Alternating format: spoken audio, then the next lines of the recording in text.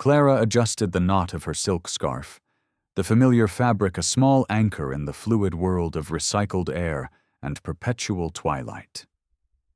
For 32 years, this had been her office, a pressurized aluminum tube hurtling through the stratosphere at nearly the speed of sound. She had seen the industry change from glamour to commodity, from champagne service to buy-on-board snack boxes. She had seen passengers at their best and their worst, from honeymooning couples giddy with joy to grieving families flying home to bury a loved one. The faces changed, but the patterns remained.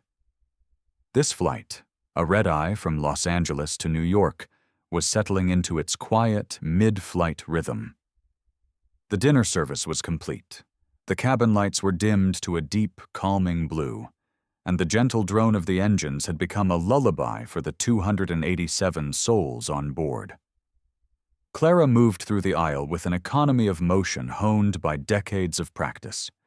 Her steps were silent, her eyes scanning the rows, assessing the landscape of sleeping forms. A blanket needed adjusting here, a stray pillow retrieved there. It was a form of silent stewardship, a quiet watch she kept over her temporary flock. She had noticed him during boarding. While others wrestled with overhead bins and jostled for position, he had stood patiently aside, leaning heavily on a simple wooden cane.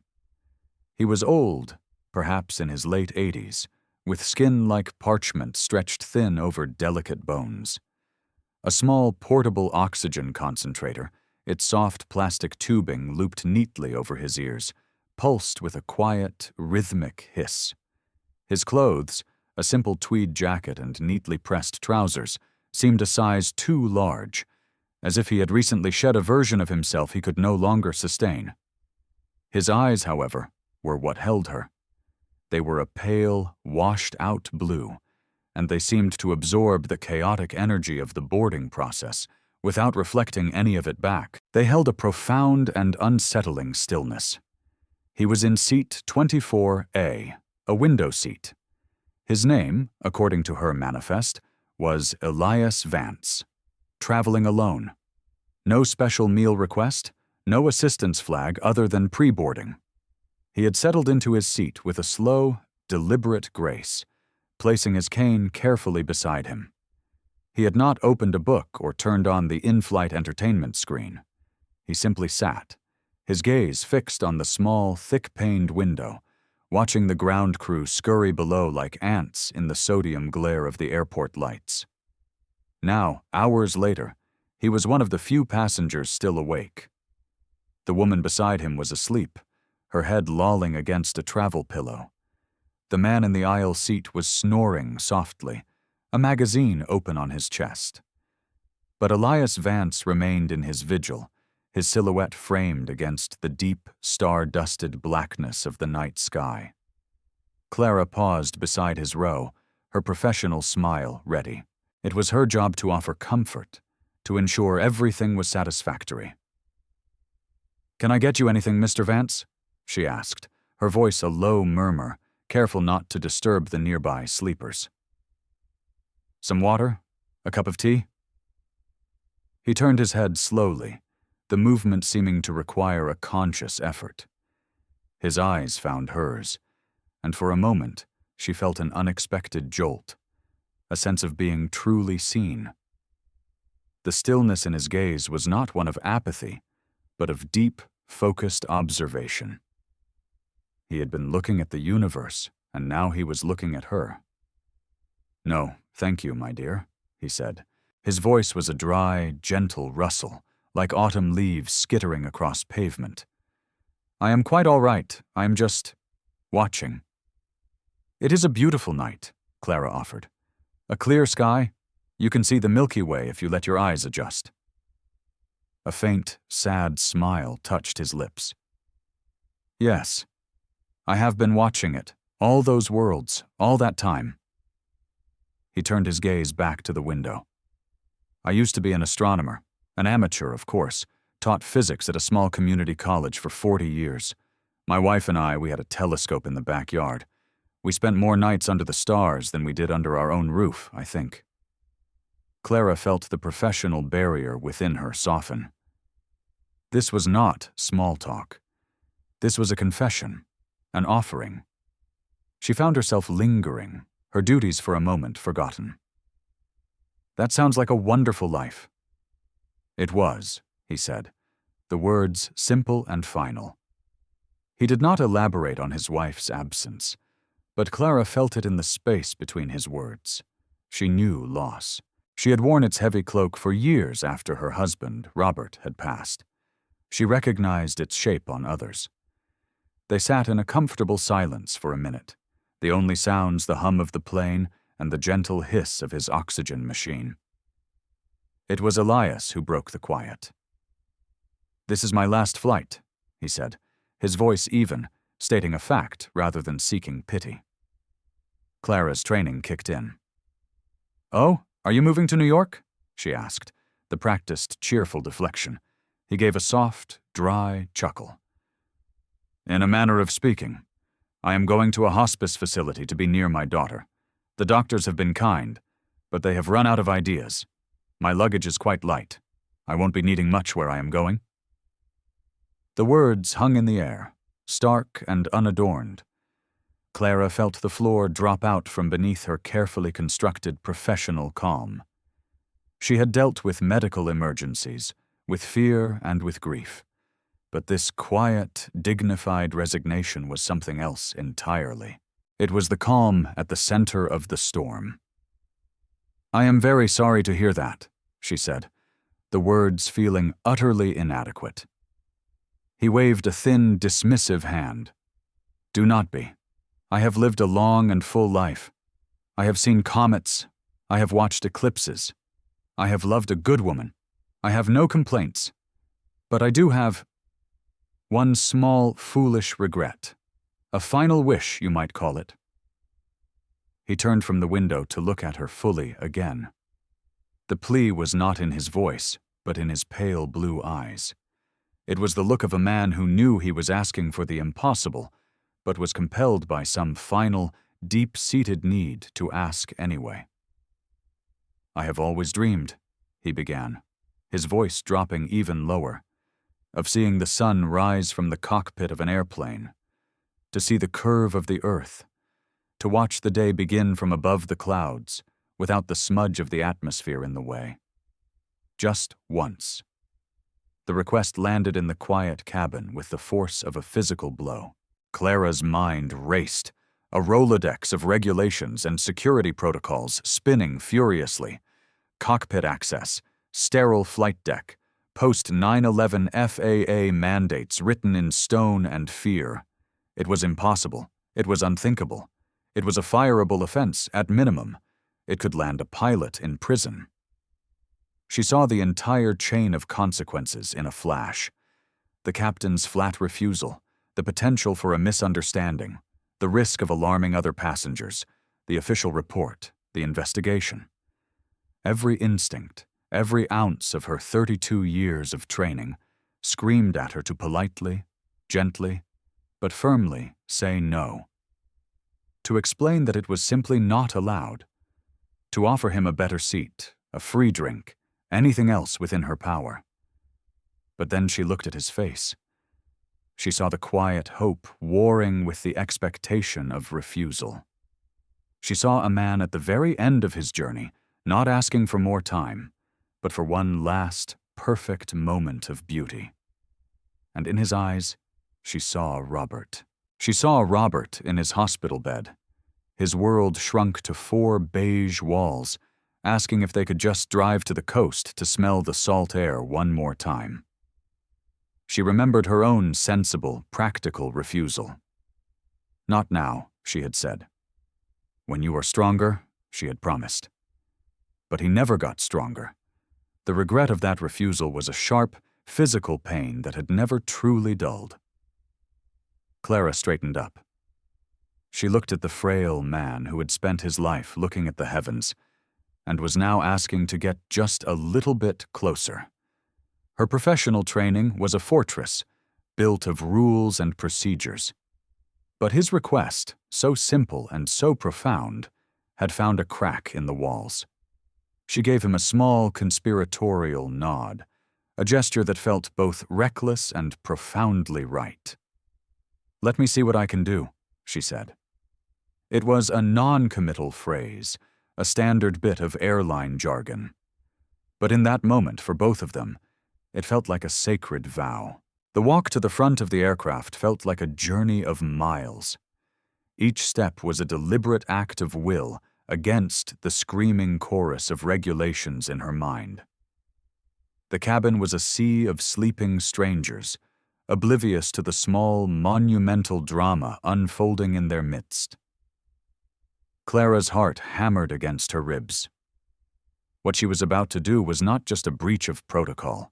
It was a betrayal of the very system that had defined her professional life. The rules were there for a reason, for safety, for security. They were the bulwark against chaos at 37,000 feet. And she was about to knock on the door of that bulwark and ask for an exception based on nothing more than a feeling. She reached the forward galley, the small space a sanctuary of stainless steel and tightly packed service carts. The cockpit door stood before her, reinforced, locked, and inviolable. It was more than a door.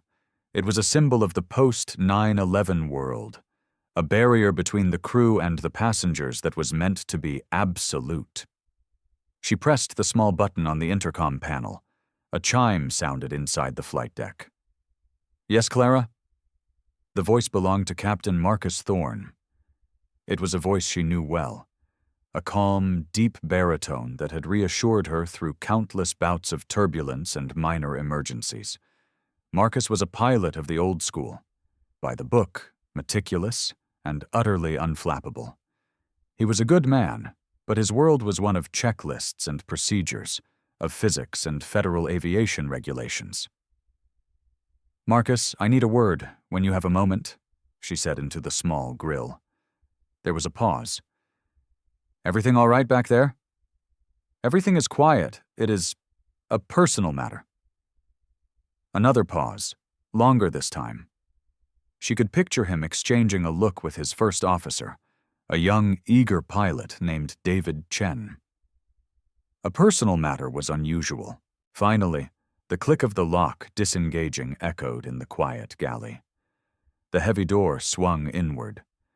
Captain Thorne was silhouetted against the dazzling array of lights and screens that made up the cockpit.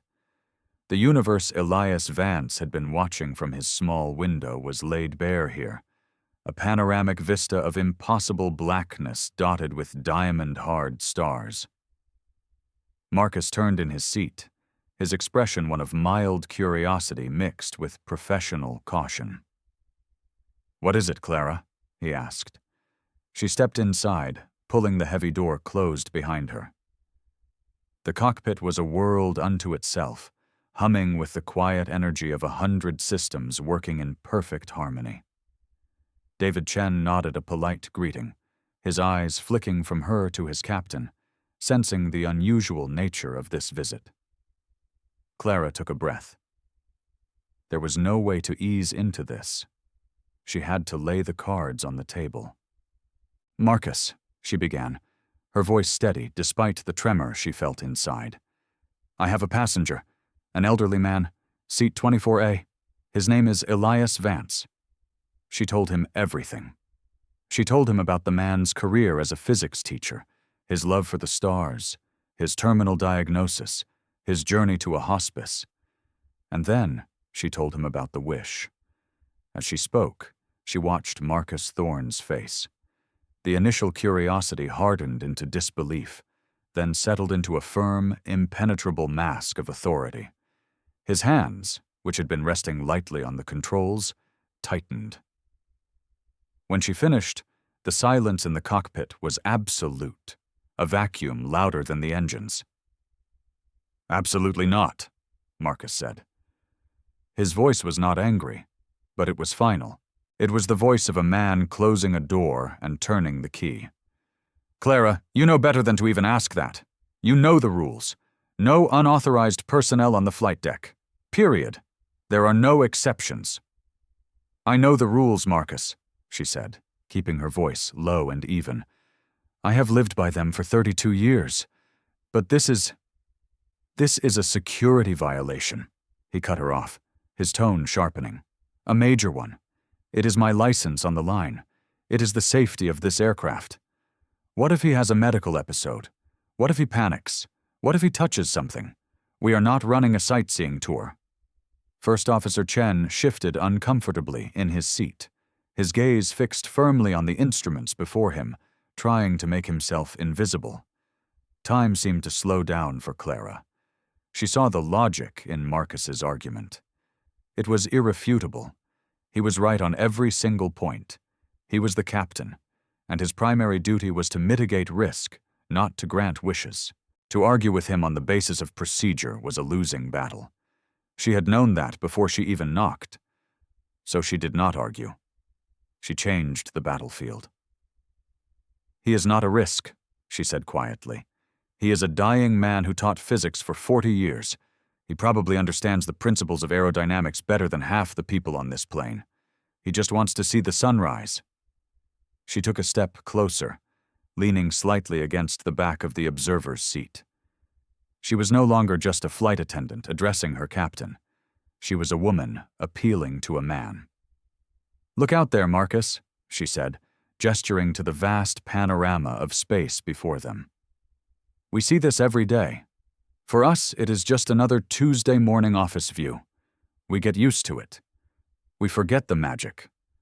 But for him, it is the last piece of magic he will ever get to see. It is the culmination of a lifetime spent looking up and wondering. She paused, letting the words sink in. She thought of Robert, of the smell of antiseptic, of the unspoken regrets that had filled the air in his final days.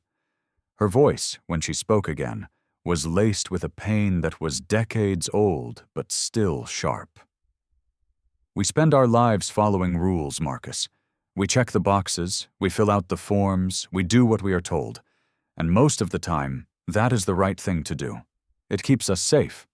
But sometimes there are moments that fall outside the manual. Moments that are about being human. This is one of them. Marcus Thorne stared at her, his jaw tight. He was a man caught between the rigid structure of his world and the unexpected, powerful gravity of her appeal. He looked from her face to the endless night sky, then back again. He was losing control of a situation he had never anticipated, his authority challenged not by insubordination, but by a plea for compassion.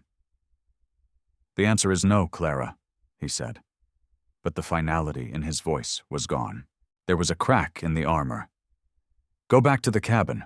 We have a plane to fly. The dismissal was clear. The first confrontation was over. Clara had lost. But as she turned and reached for the door, she saw the conflict in his eyes. The hierarchy was still in place, but the foundation it stood on had been shaken. She had planted a seed of doubt, a question of whether the rulebook was the only scripture that mattered.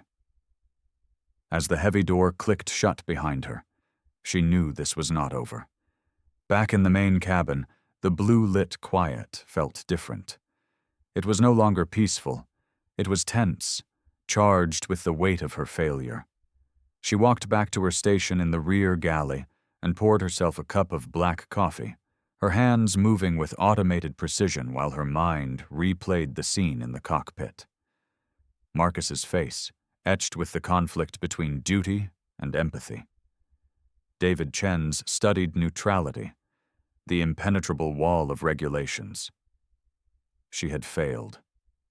Elias Vance would watch the sunrise from his small, thick window in row 24, a pale imitation of the glory he had dreamed of, and she would be the one who had to live with the knowledge that she had not been persuasive enough, not brave enough, to make it happen.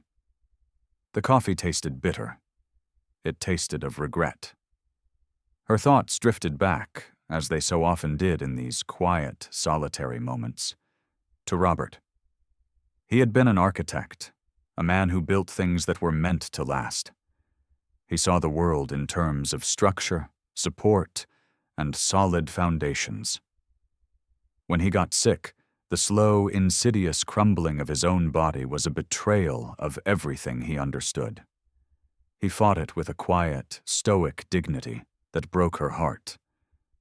In his last week, confined to a hospital bed with a view of a brick wall, he had turned to her, his voice thin and reedy. "Clara," he had whispered, "I want to see the ocean. I want to feel the spray on my face." The request had seemed impossible. He was tethered to machines, too weak to stand. The doctors had advised against it. It would be a logistical nightmare. And so she had done the sensible thing. She had patted his hand and said, "Soon, my love. When you are a little stronger." He had nodded, a flicker of disappointment in his eyes that she had chosen to ignore.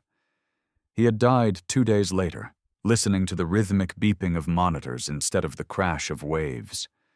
The regret of that moment had become a part of her, a cold, smooth stone she carried in her heart. She had chosen procedure over poetry, caution over a final, beautiful memory. She had followed the rules, and it had been the most profound failure of her life. She would not make that mistake again. She looked at the clock on the galley wall. Sunrise was still an hour and a half away. The eastern horizon would begin to glow in about an hour. Time was running out. Marcus was not a man who changed his mind easily. A direct, repeated assault on his authority would only cause him to dig in his heels. He had built his defenses, reinforced his position with the logic of the law. She could not break through that wall. She had to find a way around it. She finished her coffee, the bitterness of it a strange comfort now, a reminder of what was at stake. She walked back into the cabin. Elias Vance was still awake, still watching the stars. He did not look at her as she passed. He seemed to have retreated into his own world, a man making his peace with a final, small disappointment. The sight of his quiet resignation solidified her resolve. Back in the forward galley, she looked at the intercom phone, the direct line to the cockpit. She would not knock this time. She would not ask for permission. She would not confront him again. She would simply make him a witness. She picked up the receiver. Her heart was a frantic drum against her ribs, but her hand was steady. She pressed the button. "Marcus," she said, her voice a low, intimate murmur, as if she were standing beside him. "It is Clara. Do not answer. Just listen." She could feel his surprise, his irritation through the silence on the line.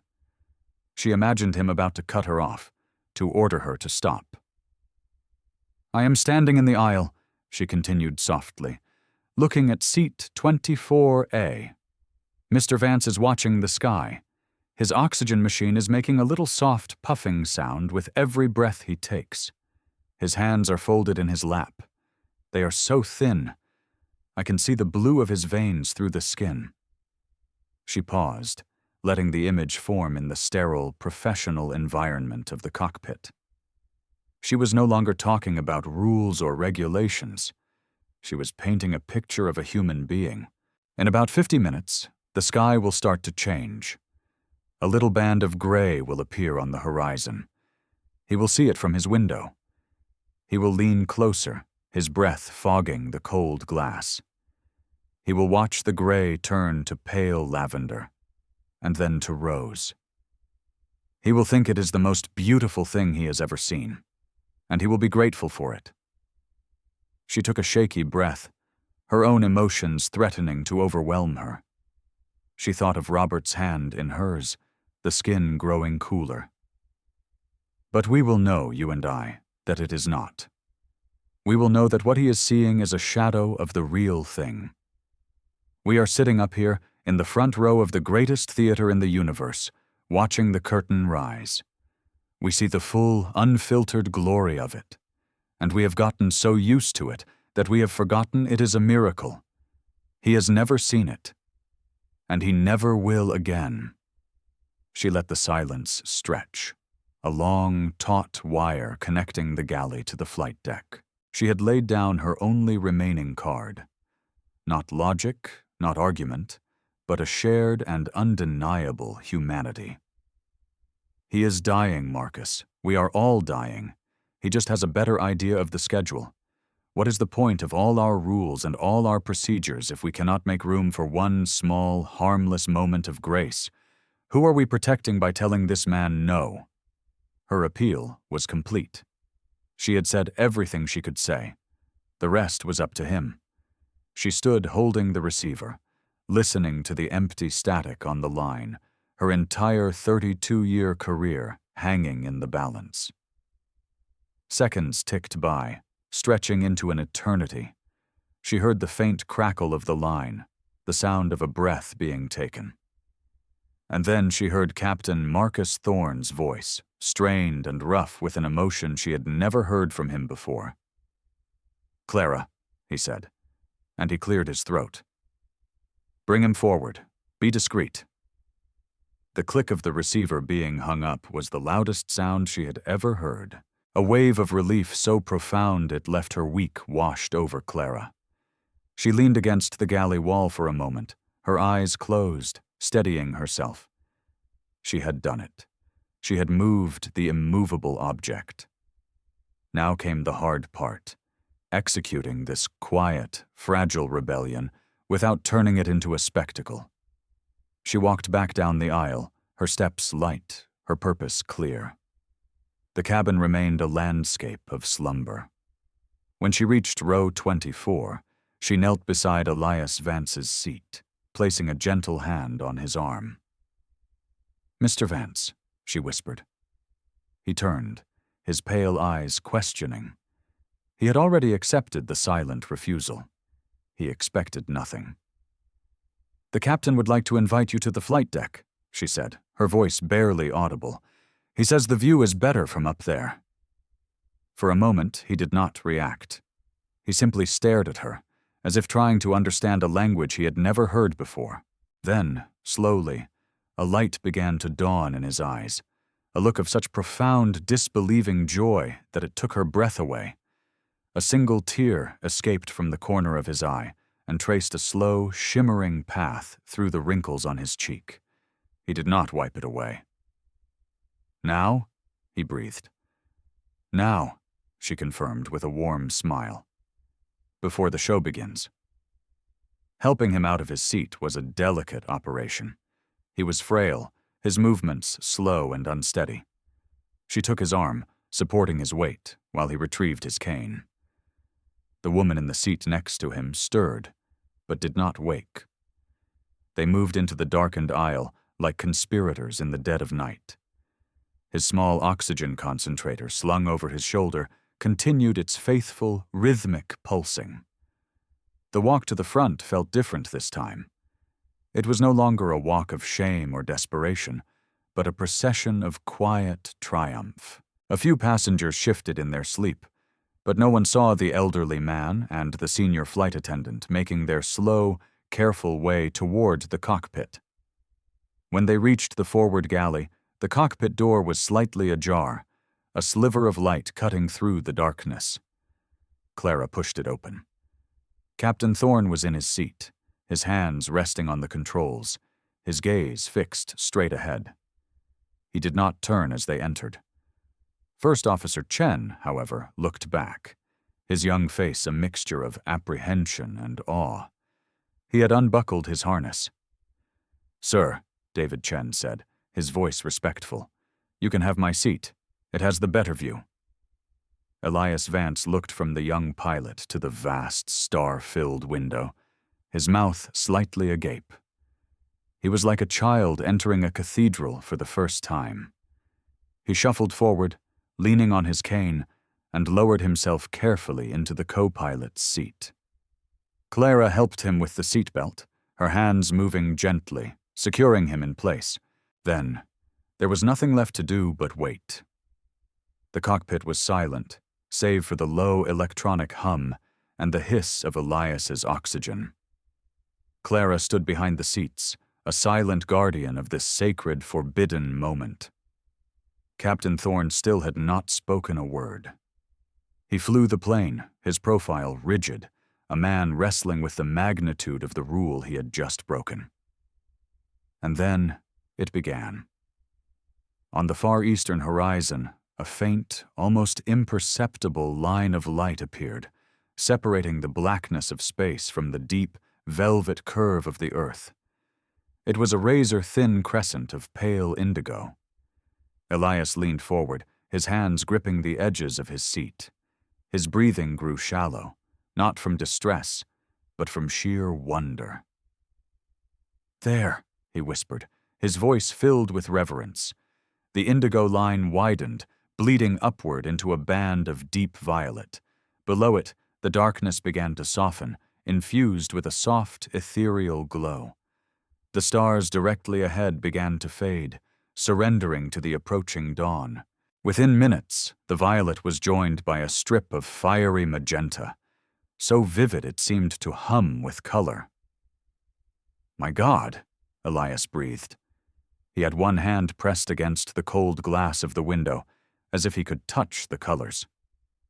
The spectacle accelerated. The magenta gave way to a brilliant, burning orange, which in turn was overtaken by a flood of molten gold.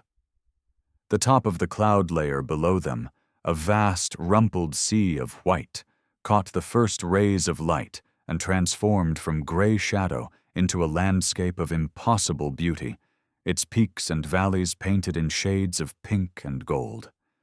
And then, the sun itself breached the horizon. It was not the gentle rising they knew from the ground. Here, above the world, it was a sudden, violent, and glorious explosion of pure light, a sliver, then a crescent, then a blinding white diamond of unimaginable intensity. The cockpit was flooded with light, erasing the shadows, illuminating every dial and switch, and catching the tear tracks on Elias Vance's face. He was weeping freely now, not with sadness, but with an overwhelming, silent joy. He watched, utterly transfixed, as the sun climbed higher, a triumphant orb claiming its dominion over the sky. The whole event lasted perhaps 10 minutes. For those 10 minutes, the rules of man had been suspended, replaced by the laws of the universe. There were no regulations, no security protocols. There was only a star being born again, and an old man witnessing it for the first and last time. When the sun was fully risen, bathing the world in the clean, bright light of a new day, Elias leaned back in his seat, his body seeming to exhale all at once. He was drained, but his face was serene. The stillness Clara had first seen in his eyes was still there, but now it was not the stillness of resignation. It was the stillness of fulfillment. He turned his head slowly, looking not at Clara, but at the captain. Marcus Thorne finally turned to look at him. The rigid mask was gone. In his eyes, Clara saw a reflection of the same awe that was on Elias's face. "Thank you," Elias said, his voice a hoarse whisper. "Captain, thank you." Marcus Thorne simply nodded, his throat too tight for words. He had not just bent a rule, he had participated in a sacrament. The experience had changed the sterile geometry of his cockpit into something holy. Clara helped Elias out of the seat and back into the cabin. The spell was broken. The sun was up, and the world of rules and consequences was waking up with it.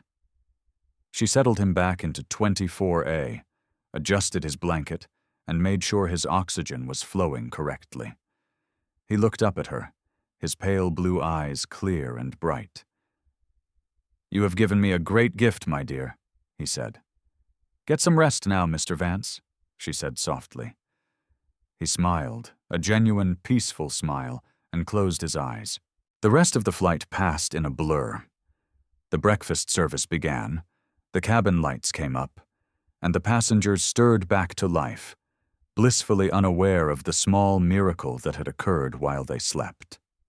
Clara performed her duties with her usual efficiency, but she felt transformed. The air seemed different, the light richer. As they began their final descent into New York, she walked past row 24 to check on him. Elias Vance was still sitting with his eyes closed, his head resting peacefully against the side of the cabin. His smile was still there. But the small oxygen machine at his feet was silent. The rhythmic hiss was gone. She knew before she touched him. She reached out and gently felt for a pulse on his neck. There was none.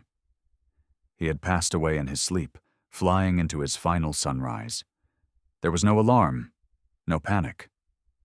Clara discreetly informed the other flight attendants, and they handled the situation with quiet, somber professionalism. They would wait until the other passengers had deplaned before alerting the ground crew and medical services. To the rest of the world, he was simply another sleeping old man. When the plane finally docked at the gate, and the last passenger had shuffled off, Clara stood in the now empty cabin, looking at the still form in seat 24A. Captain Thorne emerged from the cockpit and walked down the aisle to stand beside her. They stood in silence for a long moment, the quiet hum of the grounded aircraft their only companion. "I will have to file a report," Clara said, her voice flat. "I will take full responsibility. I coerced you into it." Marcus looked from her to the peaceful face of Elias Vance. "No," he said, his voice firm. "You will not." He put a hand on her shoulder. "My report will state that the passenger was feeling faint. Per standard procedure, we moved him closer to the forward galley for observation, in case of a medical emergency.